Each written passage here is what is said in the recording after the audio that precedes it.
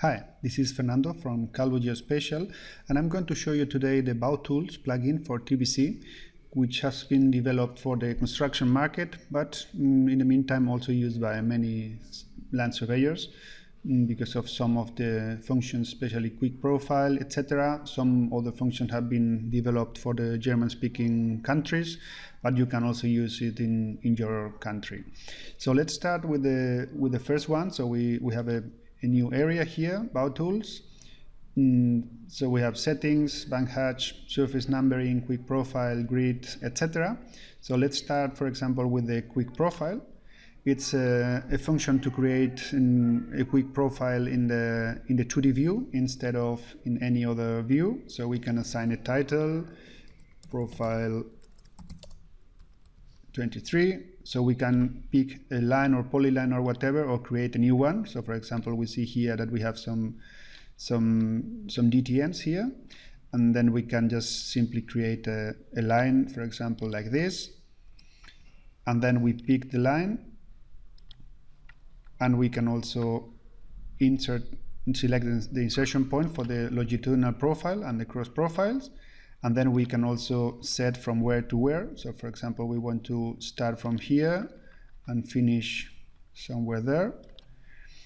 And we can also add additional changes, like for example, picking here, or picking, for example, here as well, etc. So we choose the layer and the interval. For example, I'm doing each 2 meters because it's a very small one, and we increase the exaggeration in the vertical scale. And also, if we want to create cross profiles or not, we say yes. And for example, 10 meters, so 30 meters here, and maximum grows 5, and to the left 10 meters and 10 meters, and also a layer. And also for the text, in which layer, which text style we want to use, and then the height, and if we want to wipe it out or not. And then finally we just choose the surfaces that we want to use. In our case, we have only 4 surfaces in this project, but we can choose up to 10 different surfaces. So we choose here the original terrain and the construction, and then on different layers. So we zoom out here and click on create. We see that the longitudinal profile will be created, and at the same time also the cross sections. So we see first in the 2D view, we see the different profiles that we have created and the length of each one.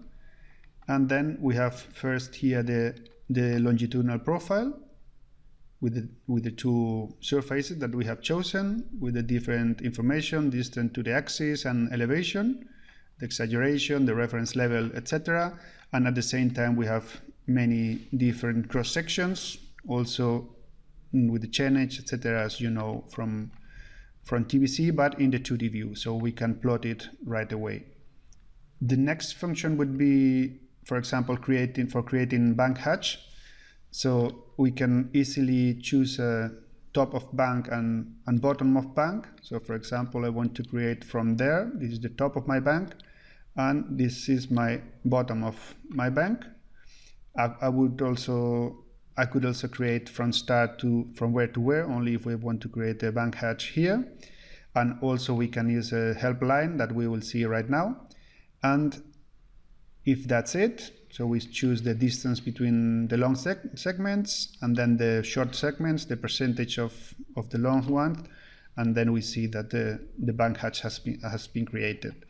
In cases, for example, where we have something like this, we have a top of my bank that I have measured in the field with my GNSS or whatever, and a bottom of my bank like this. But I want to create a smooth one, so I could create a line between, and then go to properties and choose the option smooth, yes. So then now we would keep the top of the bank, the bottom of the bank, but we will take this line as orientation for our cross segments. So we open it again, and say top of my bank is this one, the bottom of my bank is this one, but I want to use now a help line, which is this one in the middle.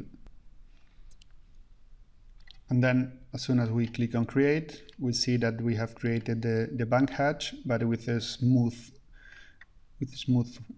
direction of each segment. Then we can show these three macros. So for example, align block is for aligning this kind of blocks along a line string, for example, gullies or whatever along a curve. So we can choose the line string, which is the reference for aligning the objects that we want to align to it. So we choose the blocks,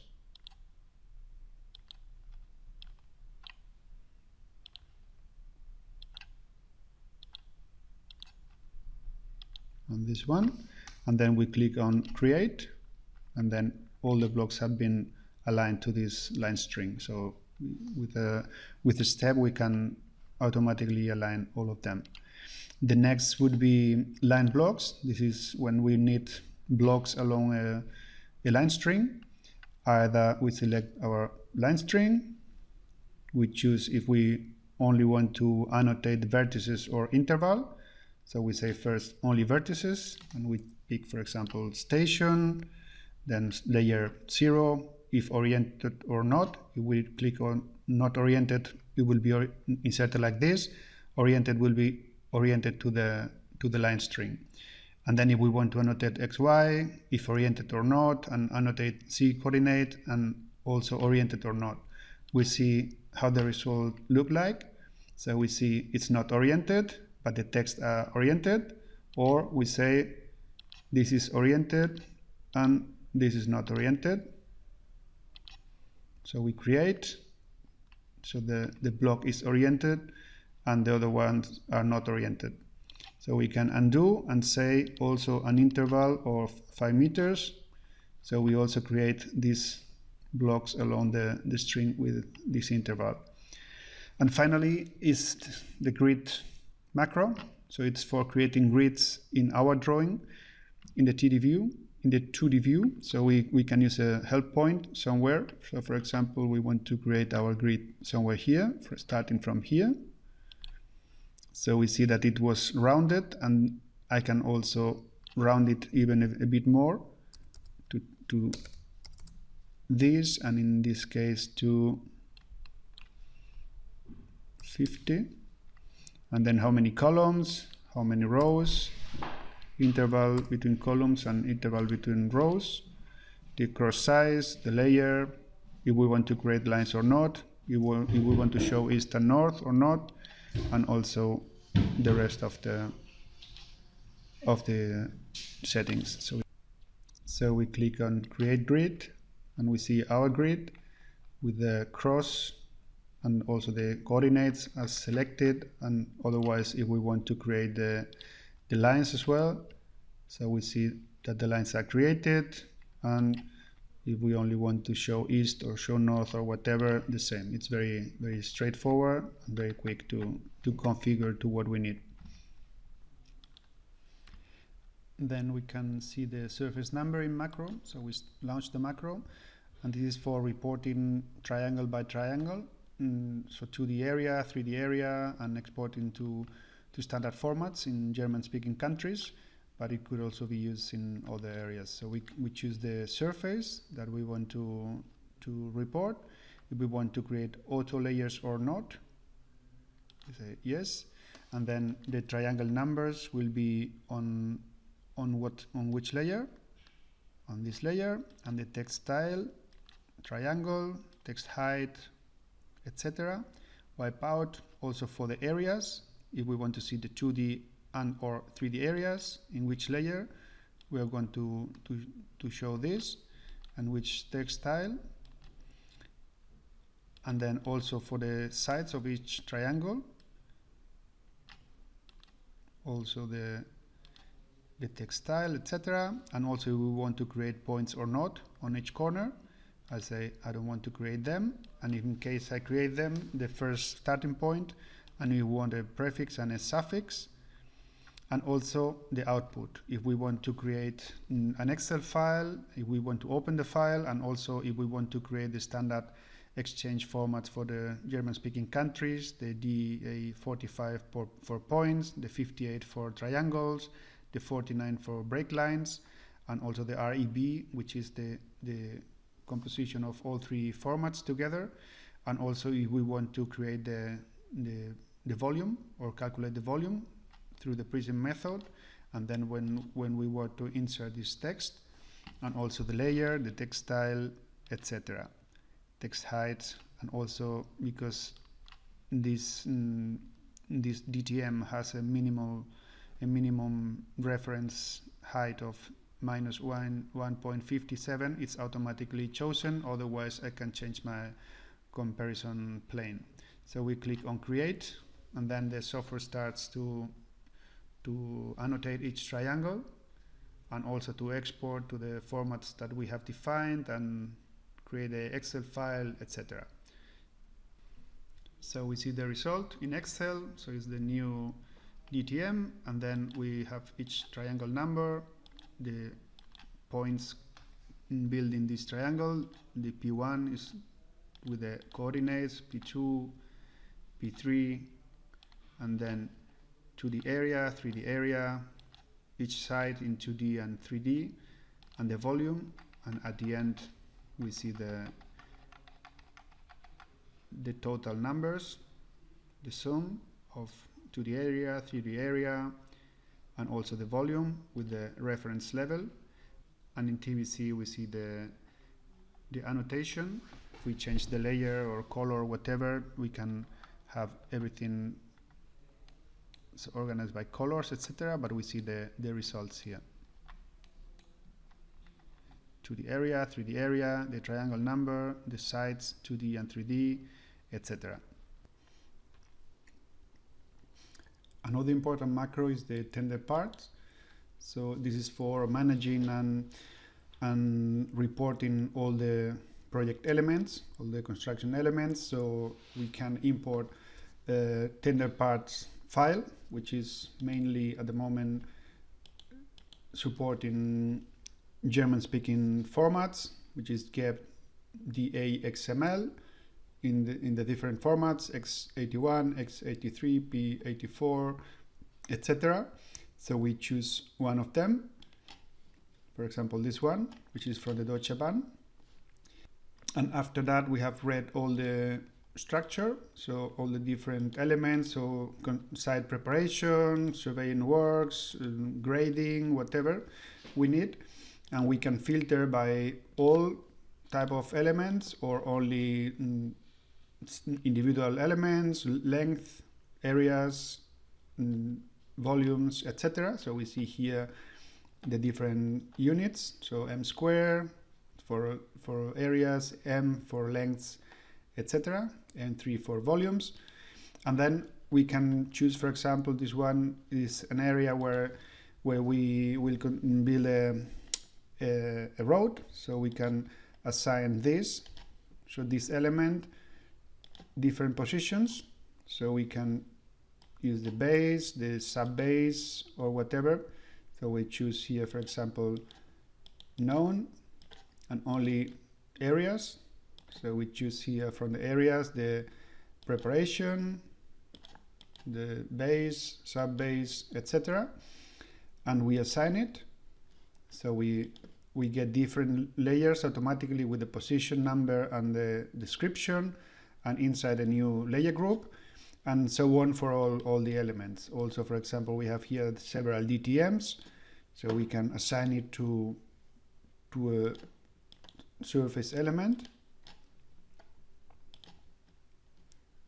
etc. and so on. So we can assign each element to linear and etc. And we can go to tools and choose some elements. So we can choose all elements also from here, from the Project Explorer, for example, non-isopack, and we can export it to Excel or to DA11, which is another exchange format for Germany. And so we export to Excel so we can see the result, what we are exporting. So each element, points, lines, areas, volumes, whatever elements that has whatever element that have an assignment can be exported. So for example, points, lines, areas, DTM, volumes through prisms, and totals. So for lines, we see the different information that we export, etc. The name. For areas, the same with perimeter 2D, perimeter 3D, and area. For DTM, with the element itself, 2D area and 3D area. For volumes, from the isopacks and volumes through prism. We don't see any information here because we didn't create any volume through prism yet, and now the totals here for the same position, for the same kind of element from the tender part specification, the quantities, and in some cases like lines and areas, additional information. For example, for volumes, we can also choose from here. In our case, we want to see only volume parts. So we choose one and we compare between original terrain from the rover and also the final construction. So we see the minimal elevation of both. So we can automatically set the minimal reference level. And if we want to create an Excel chart, so we pick here to insert a text with the results, and we choose a text style and a text height and click on calculate. So after clicking the calculate button, we see the result. So the volume calculation using the prism method, and also the text that we have inserted here with the volume object with the different information for the top surface and bottom surface, the reference level and the volume difference, and the same here in Excel with the results, the first surface, the second surface, the 3D area, the volume, and also for each DTM the different triangles, 2D and 3D area, as well as the prism volume. Furthermore, we can see all the objects here in the Explorer, so we can click on update. So we see the points, the lengths, the areas, the DTMs, the volume calculation, and we can zoom to the specific object to analyze it, etc. And also we can annotate all the objects. So we see the objects that we can annotate points, for example, the name, the part and description, the coordinates, for example, the code. So we just choose here the text style if we want a rectangle, a background, and a leader, and special color for that, etc. Also for the lines, if we want to annotate the 2D and 3D length, the segments, the height difference, the slopes, etc. So we can configure as requested and as needed. And we just also for areas and for surfaces and isopacks. So I'm changing this to this, and then we can say annotate. So we see that all the elements were annotated, in this case the 2D and 3D length, also the area, in this case another segment, and also in different for areas, for segments, for points, etc. Also for a surface, so we can annotate as needed. Okay, and that's it. I hope that you found some of the macros in the Bautools interesting for your daily task. And if you want to get more details about each function, please get in touch with your local Trimble distributor and ask for more information. Thank you. Bye-bye.